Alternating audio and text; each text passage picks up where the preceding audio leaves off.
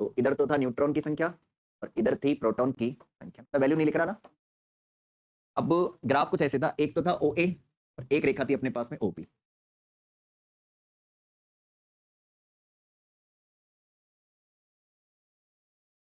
ये वाली रेखा ओ ए है और ये वाली रेखा है ओपी, है ना। अब सुनना, ये जो ओ ए रेखा है इस रेखा पर एन बराबर क्या है, जेड है, और इस रेखा पर एन ग्रेटर देन क्या है, जेड है। ओके, ये हल्के नाभिक के लिए है और इधर है ये भारी नाभिक के लिए, और ये वाला रीजन है स्थायित्व क्षेत्र ना। अब समझना ना, देखो सबसे पहले ये जो वक्र है इसकी व्याख्या करनी है, तो इस वक्र के अंदर जो ओ ए रेखा है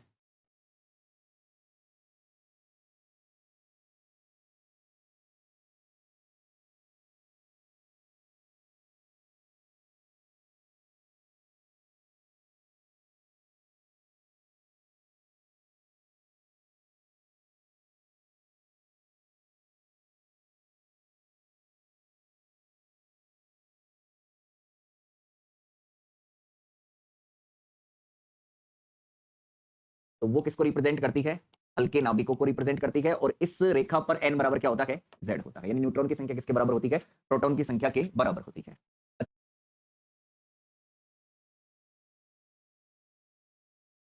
अच्छा, जो ओबी रेखा है इस पर क्या है, न्यूट्रॉन की संख्या किससे ज्यादा है, प्रोटॉन की संख्या से ज्यादा है, और यहां पर स्थित जो नाभिक होंगे वो कैसे नाभिक होंगे, भारी नाभिक।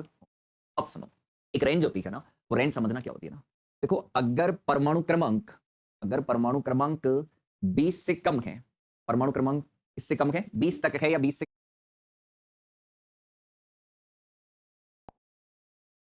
कम है, 20 तक मान लो, अगर परमाणु क्रमांक 20 तक है तो फिर उस कंडीशन के अंदर उनके लिए n बराबर क्या होता है, z होता है।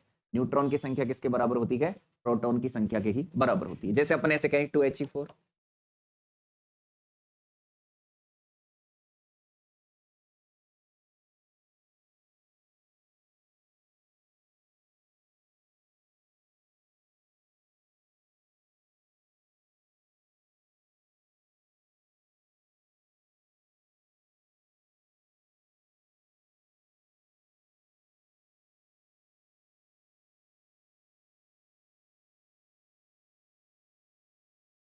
O16 कितने प्रोटॉन है, 8 प्रोटॉन है, 8 ही न्यूट्रॉन है। 7N14 7 प्रोटॉन है, 7 न्यूट्रॉन है। C6 12, ठीक है। 10Ne कितना, 20। तो 20 तक तो क्या है, प्रोटॉन और न्यूट्रॉन की संख्या क्या होती है, इसके बराबर होती है, समान होती है। तो वो सारे नाभिक किस पर स्थित होंगे, इस ओ ए रेखा पर स्थित होंगे, और वो नाभिक कौन से नाभिक होंगे, हल्के नाभिक होंगे। अब क्या होता है, जैसे ही आप इस संख्या को 20 से ज्यादा लेके जाते हो, कौन सी संख्या को, द्रव्यमान संख्या को, सॉरी ना, अगर द्रव्यमान संख्या 20 तक है तो प्रोटॉन की संख्या और न्यूट्रॉन की संख्या लगभग क्या रहती है, सेम रहती है, और ऐसे नाभिक हल्के नाभिक कहलाते हैं, और कौन सी रेखा पर स्थित होते हैं, ओ ए रेखा पर स्थित होते हैं। अब सुनो, अगर द्रव्यमान संख्या 20 से ज्यादा है, किससे ज्यादा है, 20 से ज्यादा है, तो उस अवस्था के अंदर क्या होता है, न्यूट्रॉन की संख्या प्रोटॉन की संख्या से क्या हो जाती है, ज्यादा हो जाती है। अब जैसे मैं आपसे कहूं बाण में यूरेनियम 235 देख लो ना, अब इसके अंदर आप देखोगे तो बाण में तो क्या है, प्रोटॉन है, और इसमें से 235 में से अगर मैं बाण में को घटा दूंगा तो वो क्या आएंगे, न्यूट्रॉन। तो न्यूट्रॉन की संख्या किससे ज्यादा हो जाएगी, प्रोटॉन की संख्या से ज्यादा हो जाएगी। तो ऐसे नाभिक कौन से नाभिक कहलाते हैं, भारी नाभिक कहलाते हैं। तो अब काम की बात समझना, होता क्या है कि जब आप द्रव्यमान संख्या 20 से ऊपर लेके जाते हो तो फिर होता क्या जाता है कि प्रोटॉन की संख्या और न्यूट्रॉन की संख्या का कंपैरिजन करें तो न्यूट्रॉन की संख्या प्रोटॉन की संख्या से क्या होती है, ज्यादा होती है। कितनी होती है, ज्यादा होती है। अगर प्रोटॉन की संख्या न्यूट्रॉन की संख्या दोनों का अगर अपन देखें तो न्यूट्रॉन की संख्या अगर प्रोटॉन की संख्या से ज्यादा है तो जो वक्र होता है वो कौन सी अक्ष की तरफ झुकता है, न्यूट्रॉन अक्ष की तरफ झुकता है। जैसे ये वाला वक्र है ना ओबी, ये किसकी तरफ झुका हुआ है, ये न्यूट्रॉन अक्ष की तरफ झुका हुआ वक्र है। कौन से अक्ष की तरफ झुका हुआ,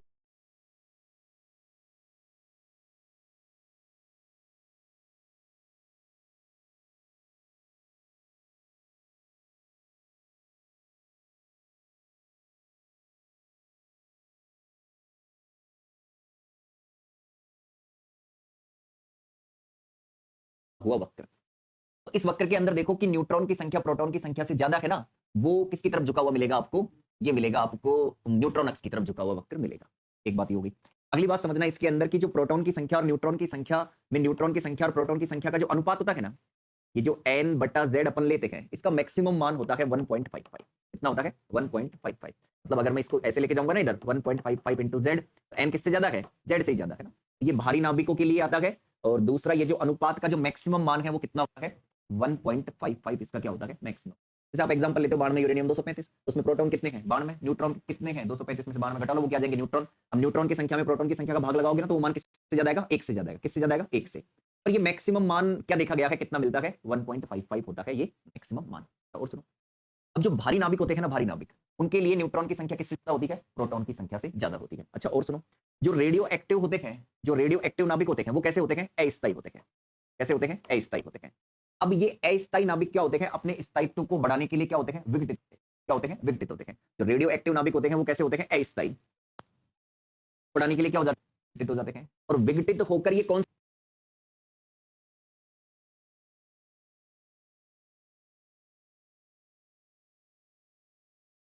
के अंदर आना चाहते हैं, इस स्थायित्व क्षेत्र के अंदर आना चाहते हैं। जो भारी नाभिक होते हैं वो कैसे होते हैं, जैसे रेडियो एक्टिव की बात करूं मैं तो ये कैसे होते हैं, अस्थायी होते हैं। और ये अपने स्थायित्व को बढ़ाने के लिए क्या हो जाते हैं, विघटित हो जाते हैं। और विघटित होकर कौन से रेंज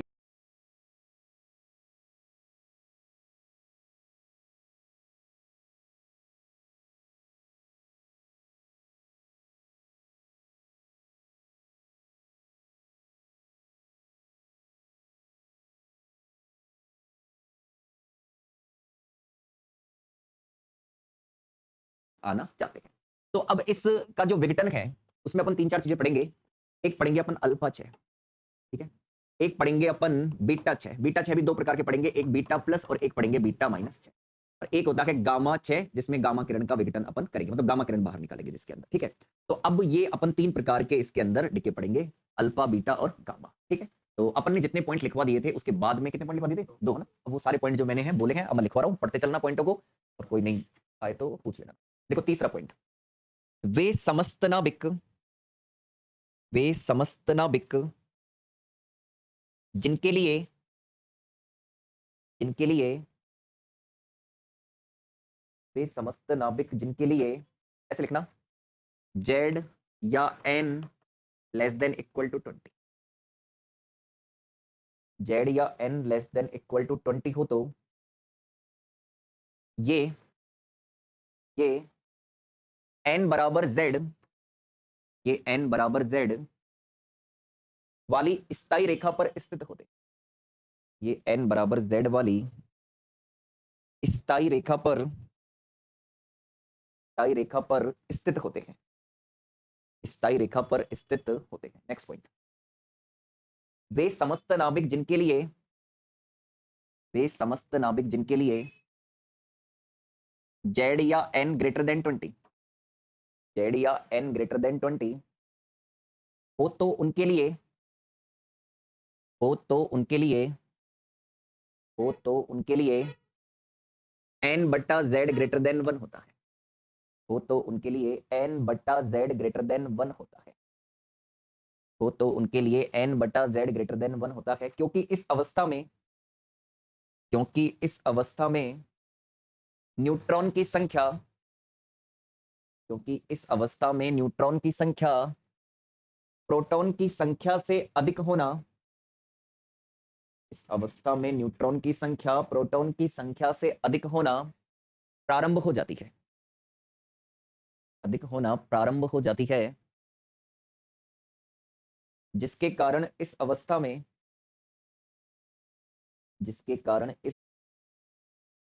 जिसके कारण इस अवस्था में यह न्यूट्रॉन अक्ष की ओर मुड़ जाती है, इसके कारण इस अवस्था में यह, के कारण इस अवस्था में यह न्यूट्रॉन अक्ष की ओर मुड़ जाती है, न्यूट्रॉन अक्ष की ओर मुड़ जाती है। अगला स्टार पॉइंट लगाओ, एन बट्टा जेड का अधिकतम मान, एन बट्टा जेड का अधिकतम मान 1.55 होता है, एन बट्टा जेड का अधिकतम मान 1.55 होता है। अगला लिखो,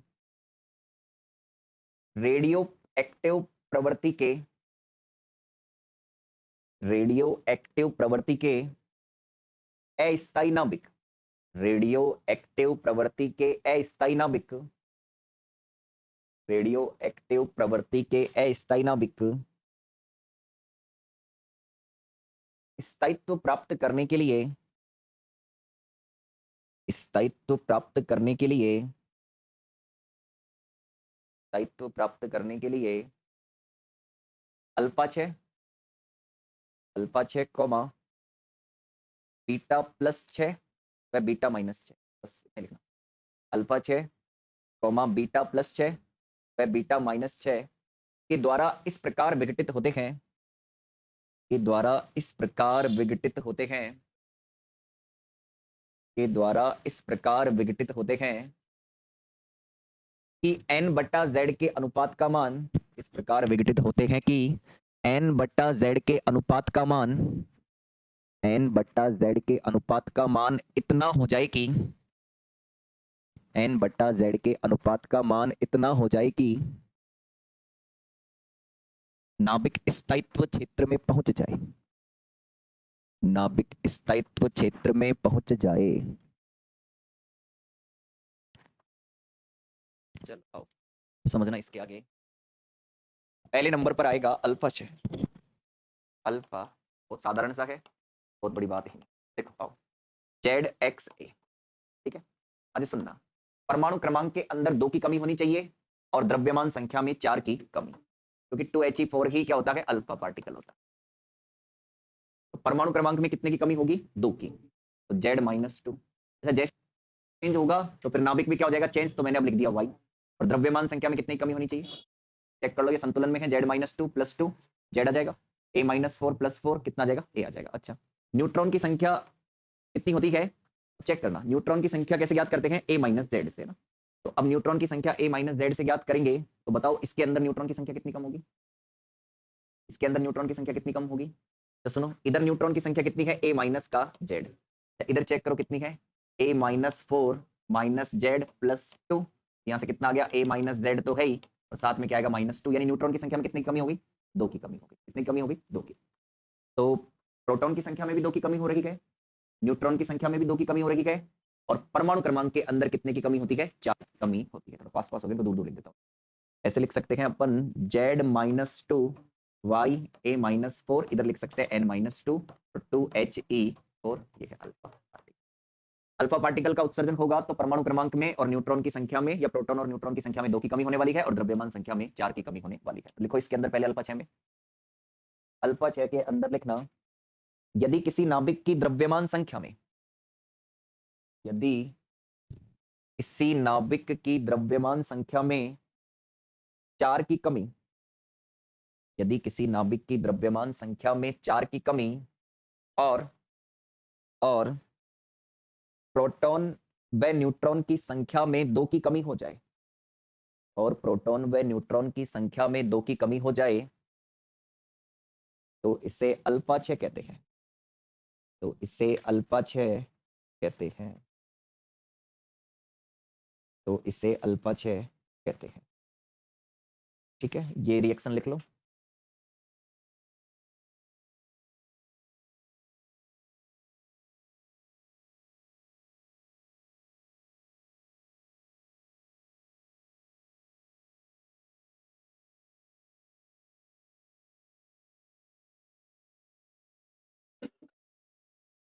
सभी क्रिया को, ठीक है। अब आते हैं बीटा माइनस,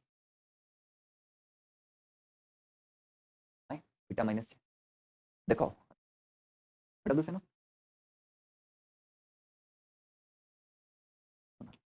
सेकंड लेते हैं बीटा माइनस, सुनना, इसमें क्या होता है, ZXA। बीटा -6 का मतलब होता है इलेक्ट्रॉन उत्सर्जित होगा। क्या उत्सर्जित होगा, इलेक्ट्रॉन। ओके, देखो अब इलेक्ट्रॉन उत्सर्जित होता है तो परमाणु क्रमांक तो 1 बढ़ जाता है, Z+1, क्योंकि Z+1 -1, 1 से 1 कटेगा तो क्या आएगा, Z आ जाएगा। ओके, जैसे ही परमाणु क्रमांक चेंज हो गया तो नाभिक भी क्या हो जाएगा, चेंज, और द्रव्यमान संख्या अपरिवर्तित रहेगी, इसमें कोई परिवर्तन नहीं होने वाला। तो परमाणु क्रमांक 1 बढ़ जाता है बीटा -6 में, और द्रव्यमान संख्या अपरिवर्तित रहती है। ये हो गया बीटा माइनस उत्सर्जित, इसको आप इलेक्ट्रॉन भी कहते हो ना। अच्छा सुनो, अगर बीटा +6 की बात होगी तो उसके अंदर फिर क्या होगा, नहीं, उसको पॉजिट्रॉन कहते हैं, यानी +1E0 बीटा प्लस, इसको क्या कहते हैं, पॉजिट्रॉन उत्सर्जित हुआ। तो अब इस बार क्या होगा, परमाणु क्रमांक 1 कम हो जाएगा और द्रव्यमान संख्या क्या रहेगी, अपरिवर्तित ही रहेगी।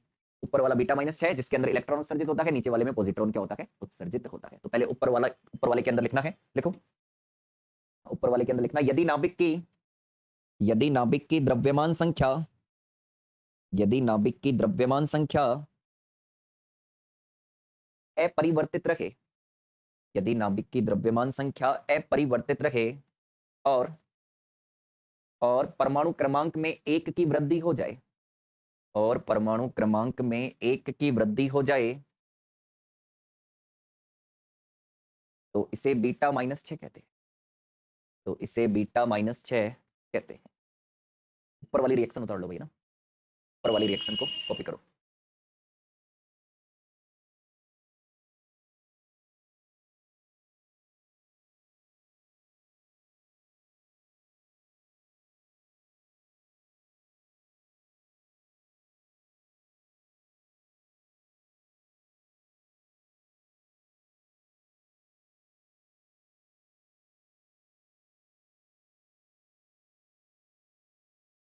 चला गया? अगला लिखो बीटा +6। बीटा +6 के अंदर लिखो यदि नाभिक की द्रव्यमान संख्या अपरिवर्तित रहे, यदि नाभिक की द्रव्यमान संख्या अपरिवर्तित रहे तथा परमाणु क्रमांक में 1 की कमी हो जाए, तथा परमाणु क्रमांक में 1 की कमी हो जाए, तो इसे बीटा +6 कहते हैं। तो इसे बीटा +6 कहते हैं।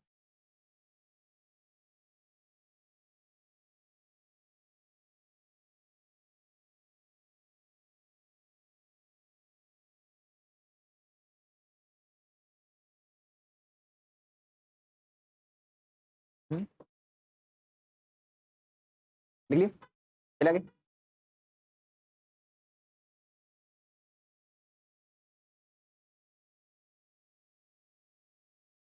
अच्छा n के बारे में बताओ, n कितना होगा? n परिवर्तित होगा या नहीं होगा? होगा, n भी परिवर्तित होगा। बताओ पहले वाले के अंदर n-1 होगा या n+1 होगा? देखो यहाँ पे है क्या, n है ना, इधर क्या होगा, n माइनस आएगा, नीचे वाले के अंदर n+1 होगा। चेक कर सकते हो n क्या होता है, a-z। अब इधर चेक कर लो, हम इसमें से क्या करेंगे, यही तो घटाएंगे, z+1, यही तो होगा n, तो यही तो होता है ना n। तो कितना है ये, -1। ये n था पहले, तो एक कम हो गया ना, तो n' बराबर कितना हो गया, n- का। ऊपर वाले में कम होगा न्यूट्रॉन एक, और नीचे वाले में बढ़ जाएगा। ये तो सोच सकते हो, लिखना चाहो तो लिख सकते हो, नहीं तो कोई जरूरी खास नहीं है ना। ठीक है, पूछा था किसी ने ना, ये बता दिया। चलो अब लगाओ हेडिंग संकुलन गुणांक। संकुलन गुणांक ये अलग अलग टॉपिक है, ये पूछे जाते हैं एग्जाम में ना, जैसे पीछे वाला सेगर चार्ट हुआ ना, जो 11वीं 12वीं में 11th 12th में नहीं आते ना, वो सारे इंपॉर्टेंट ज्यादा है। संकुलन गुणांक, संकुलन, अच्छा सुनो, संकुलन गुणांक एक फैक्टर है, इसको ज्ञात कैसे करते हैं ये पता होना चाहिए, और कुछ जानकारी भी देते हैं इसके बारे में। देखो संकुलन गुणांक ज्ञात करते हैं परमाणु का जो द्रव्यमान है, परमाणु का द्रव्यमान, ठीक है, उसमें से क्या करो, द्रव्यमान संख्या को घटाओ। सबसे पहले क्या करना है, परमाणु के द्रव्यमान में से द्रव्यमान संख्या को घटाना है, और उसके नीचे किसका भाग लगा देना है, द्रव्यमान संख्या का भाग देना है। वापस सुन लो, परमाणु के द्रव्यमान और द्रव्यमान संख्या का अंतर लेकर उसमें अपन किसका भाग लगा दे, उसके अंदर अपन द्रव्यमान संख्या का ही भाग लगा दे, तो हमें संकुलन गुणांक प्राप्त होता है। एफ से रिप्रेजेंट करते हैं, ओके, परमाणु के द्रव्यमान को कैपिटल एम से लिखते हैं, और द्रव्यमान संख्या को अपन ए से लिखते हैं, और भाग देंगे तो फिर क्या आ जाएगा, ए आ जाएगा। अच्छा, इसको फॉर्मूले को ऐसे भी लिखा जाता है, एफ इक्वल टू डेल्टा बट्टा ए, डेल बट्टा ए या डेल्टा बट्टा ए जो भी बोलते हो, जहां डेल्टा क्या हो जाएगा, एम माइनस का ए। ये फॉर्मूला हो गया। अच्छा अब सुनना, ये जो संकुलन गुणांक है, ठीक है, अब ये सब जैसे देखो न्यूक्लियर के अंदर क्या होता है, फैक्ट हमें याद रखने होते हैं। अब जैसे जितने भी नाभिक है उन सभी नाभिकों के लिए संकुलन गुणांक ज्ञात किए जा चुके हैं, मतलब ज्ञात कर लो, परमाणु के द्रव्यमान में से द्रव्यमान संख्या को घटाकर द्रव्यमान संख्या का भाग लगा दो, तो अपन को क्या मिल जाता है, संकुलन गुणांक मिल जाता है। हर किसी नाभिक के लिए अपन ज्ञात कर सकते हैं, अगर उसके परमाणु का द्रव्यमान और द्रव्यमान संख्या हमें पता है तो कर सकते हैं, फॉर्मूला सीधा सा फॉर्मूला है। अब हमको किसी फॉर्मूले को ज्ञात नहीं करना है, जो निष्कर्ष आते हैं उस पर बात करते हैं। निष्कर्ष क्या आता है कि द्रव्यमान संख्या अगर 20 से कम है तो नाभिक कैसे होते हैं, हल्के नाभिक होते हैं, ओके। दूसरा, अगर द्रव्यमान संख्या 180 से अधिक है तो फिर नाभिक कैसे नाभिक होते हैं, भारी नाभिक होते हैं। इनके लिए जो संकुलन गुणांक होता है वो ज्ञात करने पे पता चलता है कि इनका संकुलन गुणांक आता है पॉजिटिव। इनका संकुलन गुणांक कैसा आता है, पॉजिटिव। अच्छा सुनो, जिसकी द्रव्यमान संख्या 20 हो या फिर क्या हो, 180 हो, इसका संकुलन गुणांक मिलता है 0, ठीक है। और जिसका इस रेंज के बीच में हो, 20 से किसके बीच में, 180 के बीच में हो, तो उसका संकुलन गुणांक कैसा मिलता है, नेगेटिव।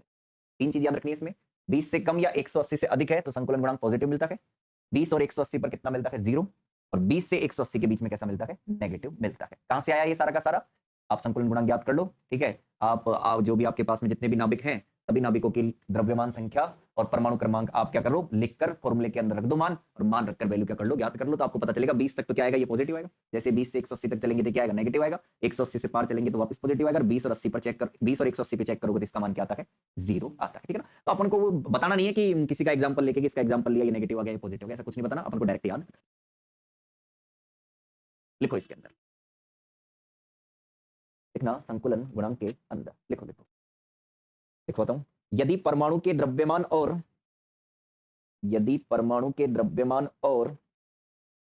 द्रव्यमान संख्या का अंतर लिया जाए, यदि परमाणु के द्रव्यमान और द्रव्यमान संख्या का अंतर लिया जाए और फिर प्राप्त राशि में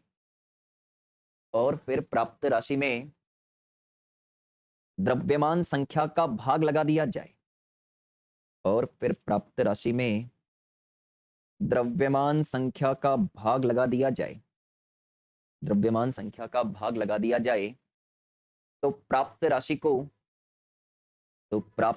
को संकुलन गुणांक कहा जाता है। तो प्राप्त राशि को संकुलन गुणांक कहा जाता है। प्राप्त राशि को संकुलन गुणांक कहा, ऐसे कैसे लिख लो ये पूरा,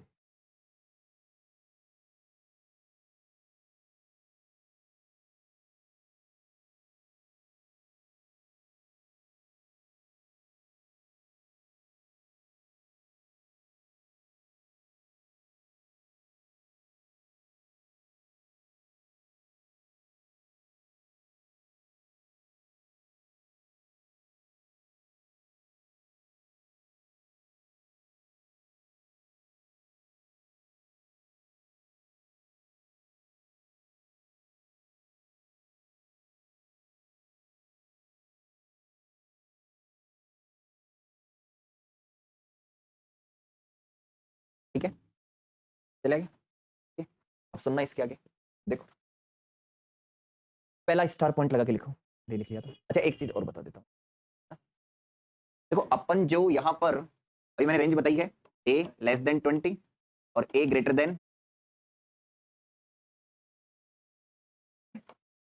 ठीक है सुनो, a का मान 20 हो, 180 हो, इसके लिए 0, और a का मान 20 से सॉरी 180 और 20 के बीच में हो तो ये क्या होता है, नेगेटिव। आपको यही लिखना है और यही याद करना है। अब देखो कुछ बुक्स में कंफ्यूजन करेगी ना, कुछ राइटर की बुक्स कंफ्यूजन करती है।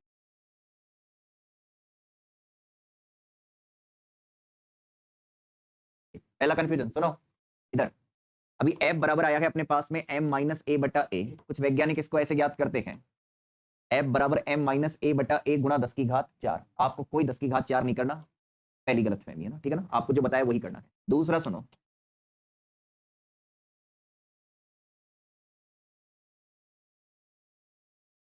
कुछ किताबों के अंदर सोल्ड पेपरों के अंदर ये भी देखने को मिल सकता है कि a लेस देन 12 और a ग्रेटर देन 175 इसके लिए क्या होता है, पॉजिटिव होता है।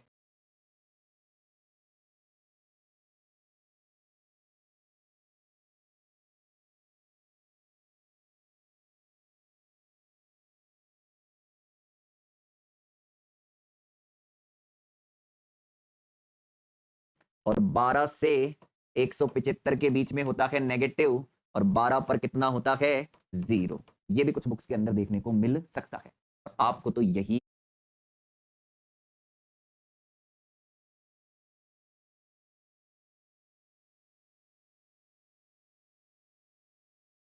लिखने हैं जो यहाँ पे मैं लिखवाने वाला हूँ। ऐसा भी कुछ किताब के अंदर देखने को मिल सकता है, अलग अलग किताबों के अंदर अलग अलग लिखा हुआ होगा, है ना, ठीक है।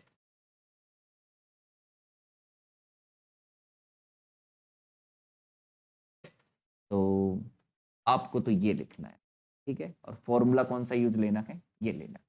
तो कहीं आप कहीं दूसरे पेपर में देखो और उसके अंदर आपको कुछ अलग दिख जाए और उसमें कंफ्यूजन हो जाओ, ठीक है ना। लिखवाता हूँ, एक सेकंड।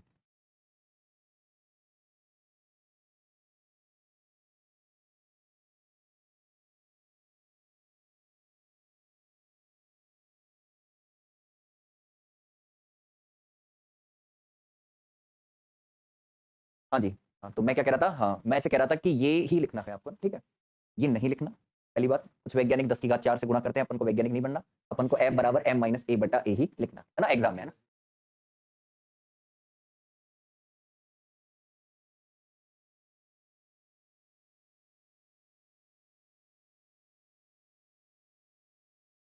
अपन वैज्ञानिक नहीं बनना, अपन को ना, अपन को एग्जाम देनी है, पास करनी है एग्जाम। लिखो, हल्के, पहला स्टार पॉइंट है, पहला पॉइंट लगा के लिखो। हल्के नाभिकों के लिए, हल्के नाभिकों के लिए द्रव्यमान संख्या 20 से कम होने पर, हल्के नाभिकों के लिए द्रव्यमान संख्या 20 से कम होने पर संकुलन गुणांक का मान धनात्मक होता है। संकुलन गुणांक का मान धनात्मक होता है। एक लिख रहा है मैसेज करके, अगर साइंटिस्ट बन गए थे तो साइंटिस्ट बन, मैं 10 की घात 6 भी करवा दूंगा यहाँ पे। 10 की घात 4 क्या, तो लगा देना मेरे अनुसार 10 की घात 6 चलो ना, ठीक है, जो बता दिया वो सही है ना। संकुलन गुणांक का मान धनात्मक प्राप्त होता है। सेकंड पॉइंट लिखो, द्रव्यमान संख्या का मान 180 से अधिक होने पर, द्रव्यमान संख्या का मान 180 से अधिक होने पर, द्रव्यमान संख्या का मान 180 से अधिक होने पर संकुलन गुणांक का मान धनात्मक प्राप्त होता है। अधिक में भी वही लिखा हुआ है, धनात्मक ही। द्रव्यमान संख्या का मान 180 से अधिक होने पर संकुलन गुणांक का मान धनात्मक प्राप्त होता है। अगला लिखो, द्रव्यमान संख्या 20 से 180 के मध्य, द्रव्यमान संख्या 20 से 180 के मध्य हो तो, द्रव्यमान संख्या 20 से 180 के मध्य हो तो संकुलन गुणांक का मान ऋणात्मक प्राप्त होता है। संकुलन गुणांक का मान ऋणात्मक प्राप्त होता है। संकुलन गुणांक का मान ऋणात्मक प्राप्त होता है। अगला लिखो, चौथा पॉइंट, द्रव्यमान संख्या 20 व 180 पर, द्रव्यमान संख्या 20 व 180 पर संकुलन गुणांक शून्य प्राप्त होता है। संकुलन गुणांक शून्य प्राप्त होता है। संकुलन गुणांक कैसा प्राप्त होता है, शून्य प्राप्त होता है। अगला एक और लिख लो, संकुलन गुणांक जितना कम होता है, संकुलन गुणांक जितना कम होता है स्थायित्व उतना ही अधिक होता है।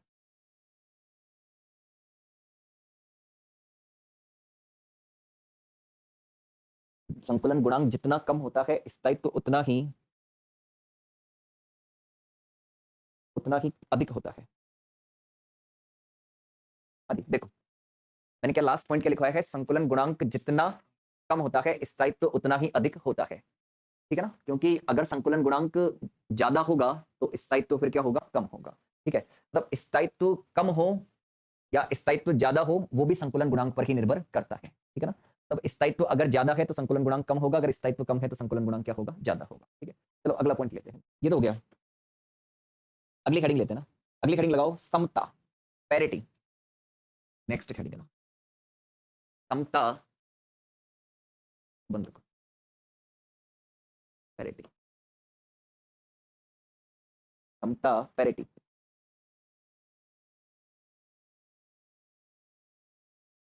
समता लिखना, पैरिटी, समता ब्रैकेट के अंदर लिखना, पैरिटी। अच्छा सुनो, ये समता पैरिटी अपन ने उसमें भी पढ़ी थी, किसके अंदर, क्वांटम के अंदर। जैसे फलन है अपने पास में साई, अच्छा ये फलन किस पर निर्भर करता है, एक्स वाई जेड पर निर्भर करता है, ओके। अब क्या करते हैं अपन, इसकी जो निर्देशांक है एक्स को माइनस एक्स से प्रतिस्थापित करते हैं, वाई को माइनस वाई से प्रतिस्थापित करते हैं, जेड को माइनस जेड से प्रतिस्थापित करते हैं। अगर -1 का गुणा हो जाएगा, और फिर एक स्थिति कौन सी होती है जिसके अंदर किसका गुणा होता है, +1 का गुणा होता है, ठीक है ना? तो जब अपन निर्देशांकों के चिन्ह बदलेंगे, यानी x को माइनस एक्स से परिवर्तित करेंगे, y को माइनस वाई से परिवर्तित करेंगे, z को माइनस जेड से परिवर्तित करेंगे, तो दो स्थितियां बनेगी, या तो माइनस बाहर आएगा या माइनस क्या हो जाएगा, चला जाएगा। जैसे आप साइन थीटा को में अगर आप साइन थीटा के स्थान पर क्या लिखो, साइन माइनस थीटा, तो क्या होता है, माइनस साइन थीटा। और ऐसे ही cos थीटा के अंदर थीटा को माइनस थीटा से प्रतिस्थापित करते हो तो फिर वो cos थीटा ही हो जाता है। वैसा ही कुछ इसके अंदर भी अपन को करना है। अच्छा, इसमें न्यूमेरिकल भी आते हैं, करवाएंगे ना। लिखो इसके अंदर, माना एक तरंग फलन,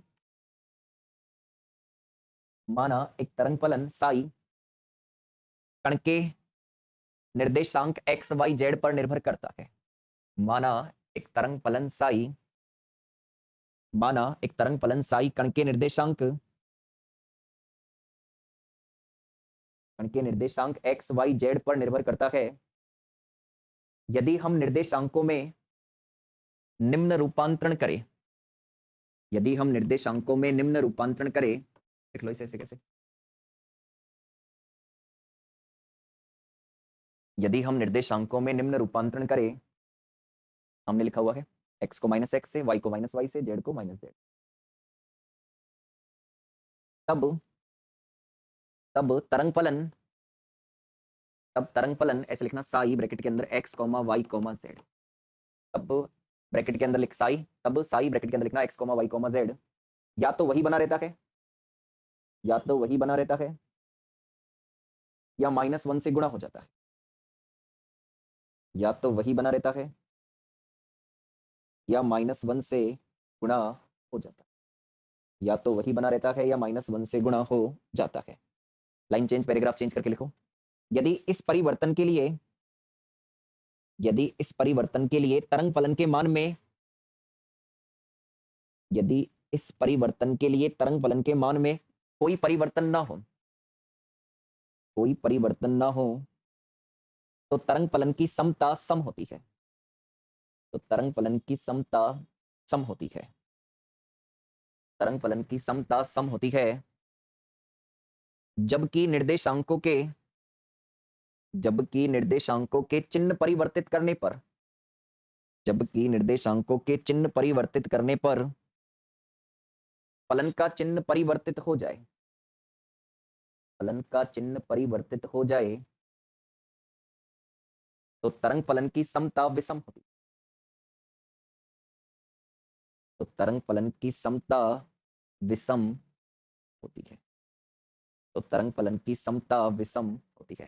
सीधी सी बात कहें, आप ऐसे लिख सकते हो, सम समता पर, अच्छा करना क्या है, साई के अंदर -y और -x को प्रतिस्थापित कर दिया, क्या आ जाए साई x y z ही, जबकि विषम समता पर क्या होगा, चिन्ह भी चेंज हो जाएगा, विषम समता क्या लिख सकते हैं, साई -x -y -z बराबर माइनस का साई x, y, ये सम समता पर है, नीचे वाला विषम समता पर है, उधर वैसे ऊपर वाला सम समता पर है, नीचे वाला विषम समता।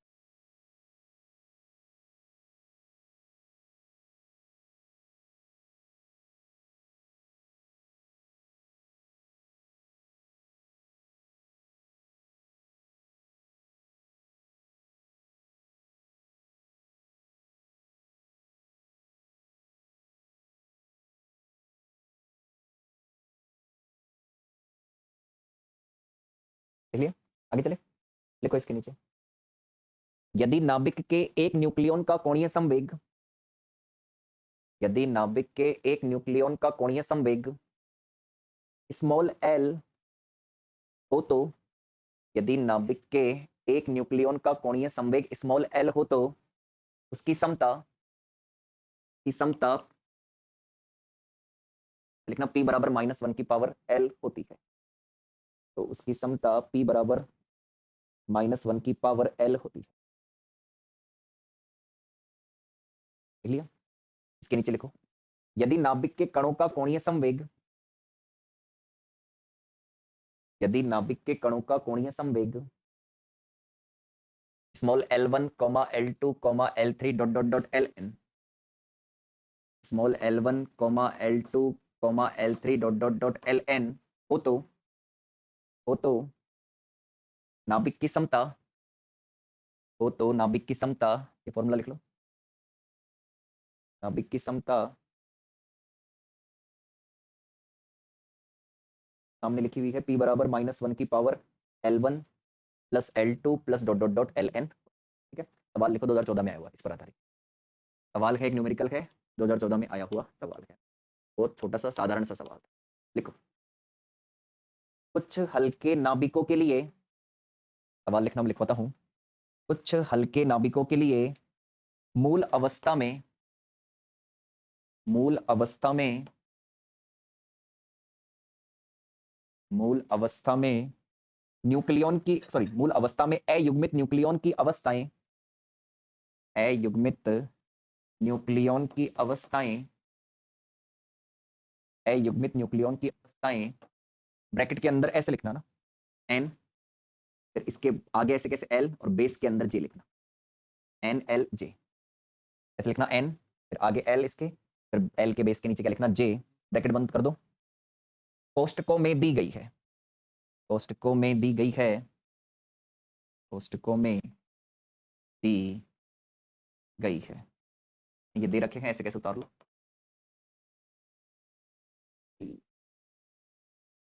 कैसे कैसे लिख लो,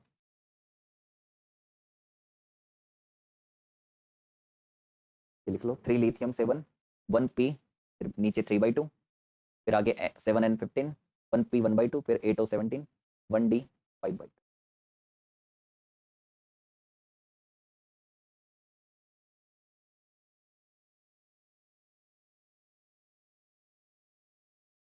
देखो इसके नीचे सवाल पूरा नहीं होगी।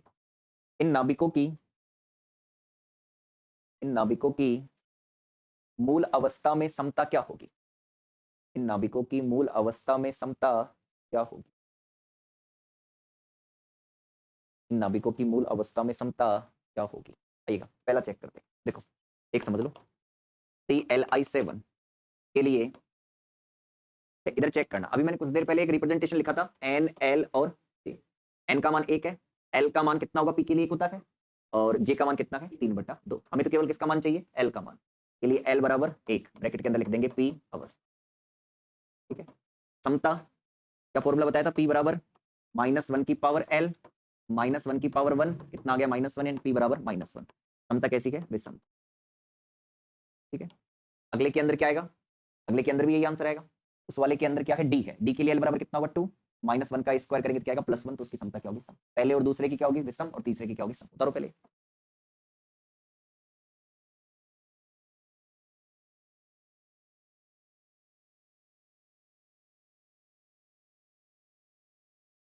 लिथियम 7 के लिए एल बराबर 1 लिखना, पी अवस्था, फिर समता पी -1 की पावर एल -1 की पावर 1, फिर -1 आएगा, पी बराबर -1।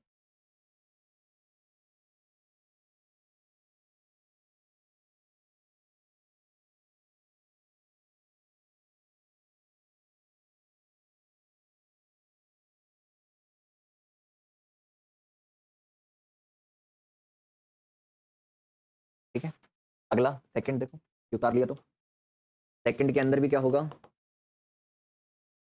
7n15 है ना, ये आंसर हो जाएगा। के लिए भी एल का मान कितना है, 1 है, ये रखा है ना, पी के लिए एल का मान 1, ठीक है। सेकंड का आंसर ये रहा, थर्ड के अंदर एल का मान 2 हो जाएगा डी के लिए, उतार लो, सेकंड का आंसर ये रहा।